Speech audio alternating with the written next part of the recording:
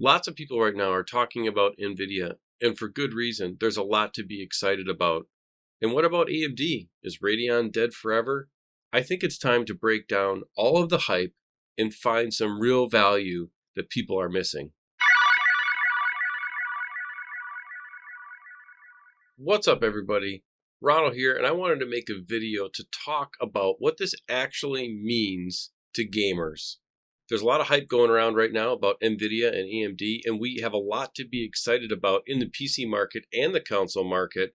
And for the first time in a long time, consoles are going to have a very large effect on how the PC market develops its graphics cards. But before we get into all that, I want to talk about specifically the NVIDIA 3000 series cards. And if you, as a gamer, should go out right now and sell everything that you have in hope that in October you can go buy an NVIDIA card. And in full disclosure, I'll bring over here, I have my hybrid GTX 2080 Ti. So does this mean that I have a lot of regret? Does this mean that I'm living with all kinds of pain of buying a card that's going to be soon eclipsed by something that can cost $500 or $400 even? No, not at all. And I really want to break this down for you so that you can understand the value versus the hype. So let's dive into it. The first thing I want to talk about is the actual NVIDIA 3000 card itself. I don't want to get into teraflops or frames per second, all those things. Plenty of people break those down. But you as a gamer, what does this really mean to you? You have to ask yourself, okay, if I peel back all of the excitement of what the hype videos are all about, all of the trailers that NVIDIA puts out, which are designed to make you want to buy their product, what does this really mean to me? I think that there's a couple things you really need to consider. The first thing is the age of your current video card in your current PC. Say you're running a 1060 right now or a 1070. I think the 3000 series is a great opportunity, especially like a 3060 or a 3070. You have a great opportunity to upgrade your current system to get a more modern graphics card to maybe up your frames. But you have to ask yourself, are the games that I'm playing needing this extra graphics power? Because you got to remember, when you add a graphics card, you also need to take a moment to consider what you have for a PC around that graphics card. So for example, you could have an old motherboard, which may not support all the features of the new graphics card. So you're simply spending money, which is going to end up not helping you in the end. You could have an old power supply, which can't actually produce enough power to fuel some of these more modern power-heavy GPUs that are out there. You could also not have a graphics problem at all. There's a lot of issues that have come around optimizing PCs in recent years, especially as more and more people have gotten into building their own computers that may have been doing it for the first time, which I personally think is great. And one of the value propositions of TechXP for me to you is I want to show you and teach you how to get the most value out of the parts that you buy, and then ultimately optimizing those parts to run whatever you want to do with them. And in this context, mostly gaming. Part of what comes along with that is most people don't know how to optimize Windows and falsely diagnose, oh, I have a problem with hardware. And really, you've got antivirus, you've got things like this which are running in the background that are slowing your system down that need to be tweaked. And there's a lot of optimization that goes into how your system runs, not just your graphics card. We'll get into that into a different video. But coming back to graphics cards specifically, say you've got all of that taken care of and you say, yes, I want to have a new video card, or I need to get a new video card. The first thing you got to ask yourself is, what am I trying to do with the video card? So for example, I have a 2080 Ti hybrid card in my system. The reason I have that is because I'm a content creator and a gamer. At the time, I wanted to have the most powerful card that I could get, and this was a little over a year ago when the 2080s first came out. I jumped on that train and upgraded. But my card before that, I had a 1080 Ti, which I ran for a long time. One of the advantages that you have in a situation like we have right now with NVIDIA, when they're about to release a new generation of cards, is the market gets flooded when the announcement happens with all of the previous generation cards. And at the time of this recording, the $1,300 card that I bought a year and a half ago, which I realize is a lot of money for a video card, is now on eBay for $450. And you may say to yourself, well, you're an idiot if you buy a 2080 Ti right now with all of the 30s coming out in just a couple of months. But I'm going to get into that in just a minute.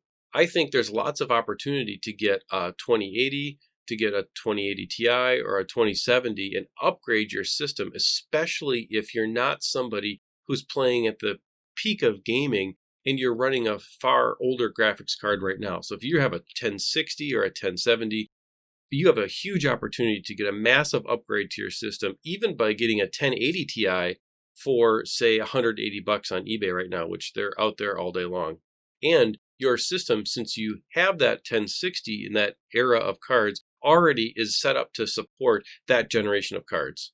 And so my point is saying there's lots of value in the used video card market. They're not all bad cards. Most people dump everything they have out of reaction and out of the hype train. But I think right now what I'm seeing in the gaming community, at least, is that a lot of people are expecting to October to just pull the handle and get a brand new card. And I want to talk about that next. So let's take a minute to talk about what is really going to happen, in my opinion, with the NVIDIA cards coming up in October. The initial launch of the 3080, 3070 cards, which is set for October as of the time of the recording of this video, is going to be hit with a couple of problems. First of all, NVIDIA partnered with Samsung, and not to get super technical on you, but NVIDIA partnered with Samsung to create an 8nm chip process for the 3080 Ampere cards. And what that means is that Samsung is the bottleneck in the production of these video cards. And if you think about right now,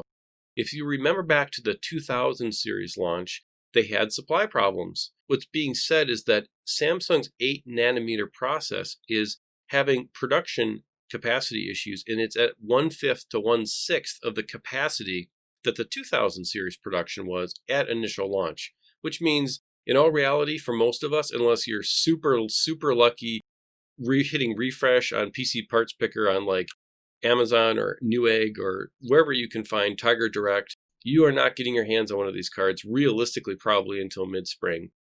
And that means that if you sold your 2080 or you sold your 2070 in a panic rush to go out and thinking that in a month you're going to get another card, you're probably going to be actually a little bit disappointed. So I really want to give a word of caution. I've been through many of these launch events from NVIDIA for the past 15 years.